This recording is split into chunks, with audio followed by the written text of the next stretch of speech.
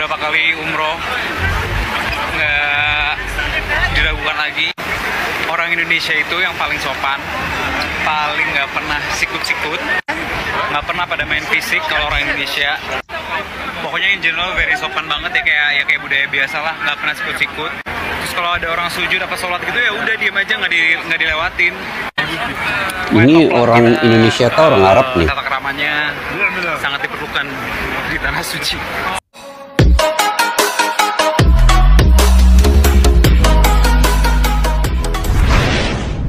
Assalamualaikum dan salam persaudaraan. Oke guys, gila banget. Muslim Indonesia bikin orang Eropa gemetar parah sampai takut buat hadapin ini.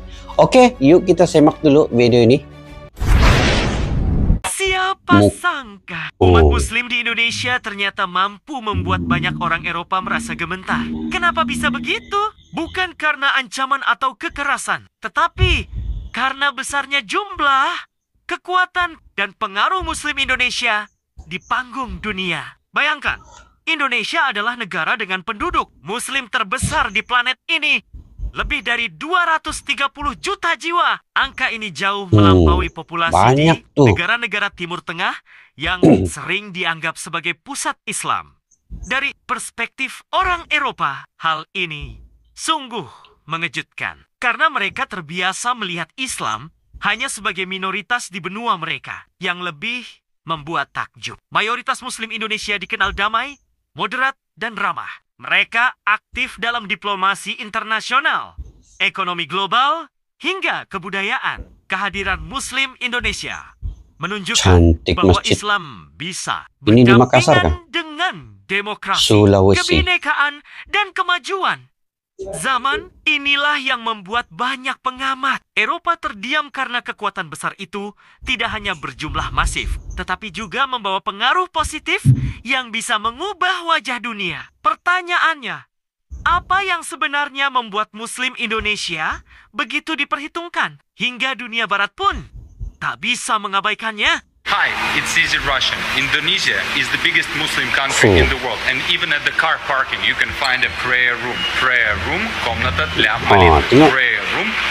Tengok guys, di bagian kapak ataupun tempat parkir ya, juga ada prayer room ataupun musola ya, musola. Itu kalau di Indonesia itu. Jadi mudah lah untuk kita menunaikan ibadat kan. Bagi yang Muslim, untuk sholat 5 kali sehari itu ada di mana-mana kalau di Indonesia nih. Di mall kah, di tempat awam, di publik, di jalan kecil-kecil pun ada musola nih kan. Nah itu bagus untuk yang Muslim. Sign up for more Russian words. How do I respond to someone when they say Islam was spread by the sword? We tell them, simply look at Indonesia. Indonesia is one of the biggest Islamic or Muslim country, and was there a war in Indonesia? It was simply Muslim tradesmen that showed their characteristics, and the whole country, subhanallah, eventually through time became Muslims. Indonesia did not become Muslim by a war. Malaysia did not become Muslim by a war. There were Yemeni traders who went, businessmen, who did not speak the language to begin with. But how the Yemeni traders treated the Indonesians, the people saw this and they became Muslim. In Malaysia, if you ask the locals there, they'll tell you that there were 6 people, only 6 people who came to Malaysia. We as Muslims were not doing our job. We're not doing our job when it comes to giving the message of Islam.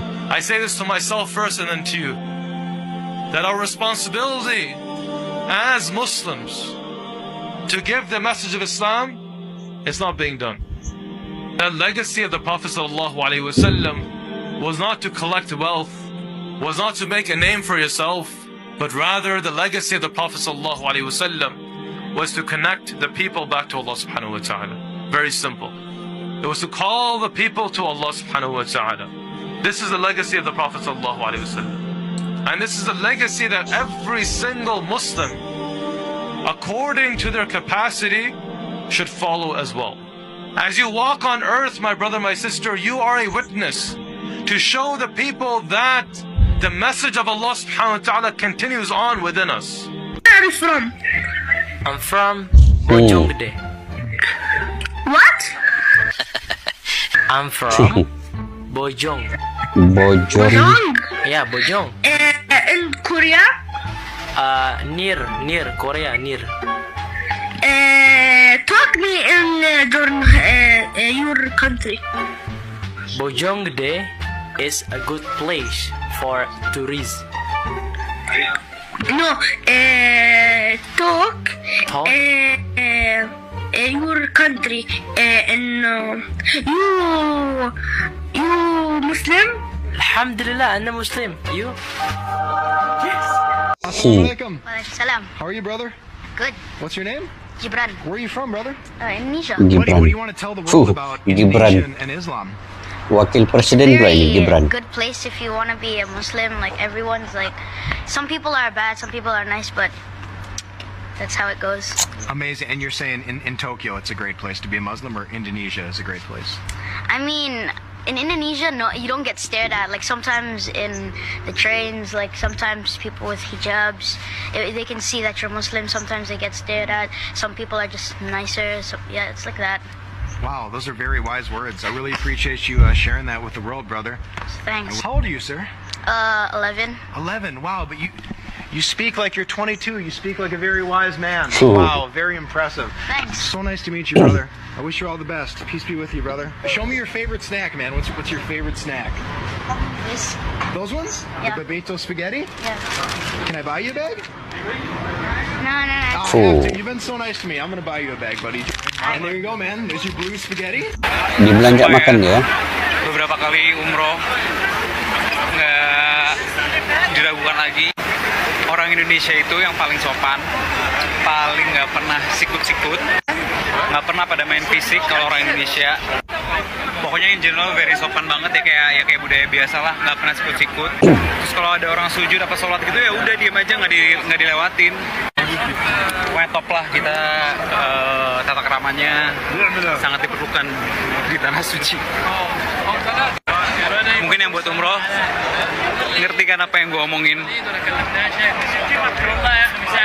I am in Indonesia, the largest Muslim country in the world with over 200 million Muslims. But here I am at a massive Jesus Christ statue overlooking the ada city patung of Yesus Toraja. Kristus, So guys. Toraja is a city in Sulawesi, in Di Indonesia, Toraja, and the Sulawesi majority ya. of people here are actually Christian. They also follow a Nah, old tengok set guys of nih.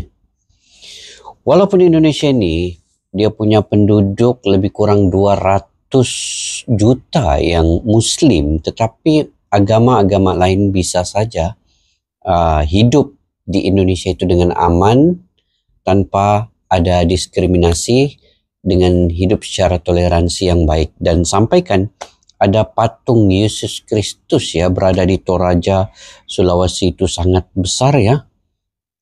Ini menggambarkan bahwa Indonesia ini sangat toleransi dalam hidup beragama tuh. Oke, bebas agama lain mengamalkan secara kehidupan mereka. or gets deceased, then they actually have some interesting ceremonies that need to take place. And the main one being that they need to sacrifice 6 buffaloes in order to be guided to the afterlife. So these buffaloes are sacrificed. If you're wealthy, it can be up to 50, 60 buffaloes. And some of these buffaloes range between $1,000 up to $10,000 and it is necessary to do that, to be guided to the afterlife here in Toraja. So that is why we have a massive Jesus Christ behind us, and he's taking care of the city of Toraja. Tempat pelancong.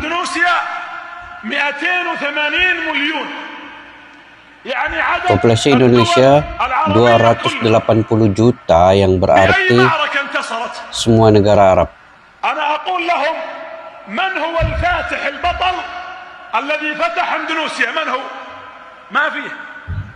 أندونيسيا لم تفتح بمعركة، إنما فتحت على تجار المسلمين بوسطيتهم واعتدالهم، يبيعون يشترون بحديث واحد: إن المؤمن سمحا إذا باع، سمحا إذا اشترى، سمحا إذا اقتضى. سمح سهل، وسط ميسر.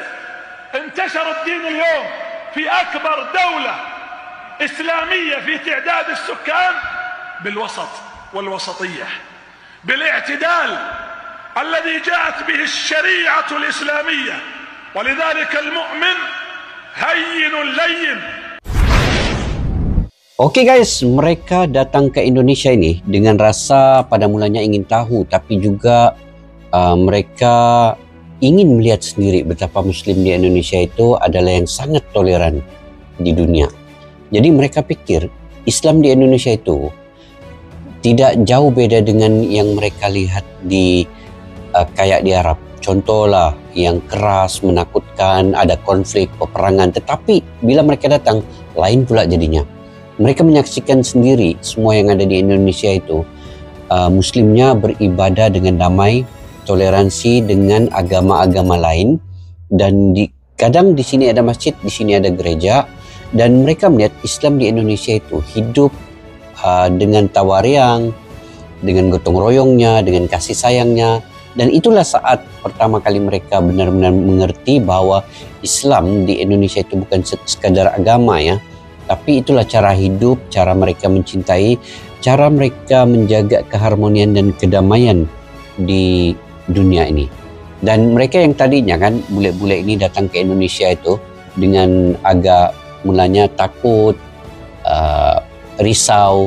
Justru mereka sangat nyaman ketika berada di Indonesia itu. Dan momen ini tidak ada di negara mereka sebenarnya. Itu kelebihan bila kita sendiri yang datang ke Indonesia melihat bagaimana kehidupan orang Indonesia, masyarakatnya, negeri Muslim yang terbesar, yang tidak menakutkan pun sebenarnya, tapi membuat seluruh dunia itu berkata Islam yang indah sesungguhnya ada di Indonesia. Itu guys. Jadi saya pun sudah sendiri pernah ke Indonesia dan saya sangat rasa kagum melihat masyarakatnya, walaupun miskin, kaya, tidak memandang itu semua, tidak memandang siapa kita. Justru mereka menganggap kita ini sebagai saudara mereka sendiri. Itu yang buat kita rasa kita ini dihargai bila datang ke Indonesia. Sebab itu sesiapa sahaja yang ingin ke Indonesia itu, mereka haruslah persepsi mereka itu positif. Bukan kayak di media-media sosial ini, hanya persepsi yang menganggap bahwa Indonesia itu keras, Indonesia itu kayak di Arab. Tapi bila mereka sudah datang ke Indonesia, barulah mereka tahu bahwa Indonesia itu sangat harmonis, aman, damai, nyaman, tenang, dan banyak wisata-wisata yang membuat kita sangat menarik, kagum melihat keadaan dan suasana itu.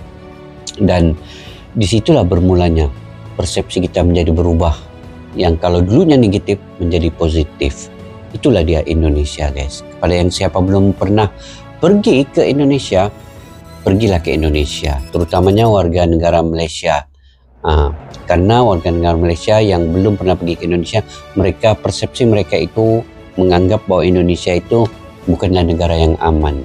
Tetapi bila mereka sudah datang, barulah mereka tahu Indonesia itu sebuah negara yang sangat toleransi, yang sangat baik, yang sangat positif, yang sangat aman dan damai guys.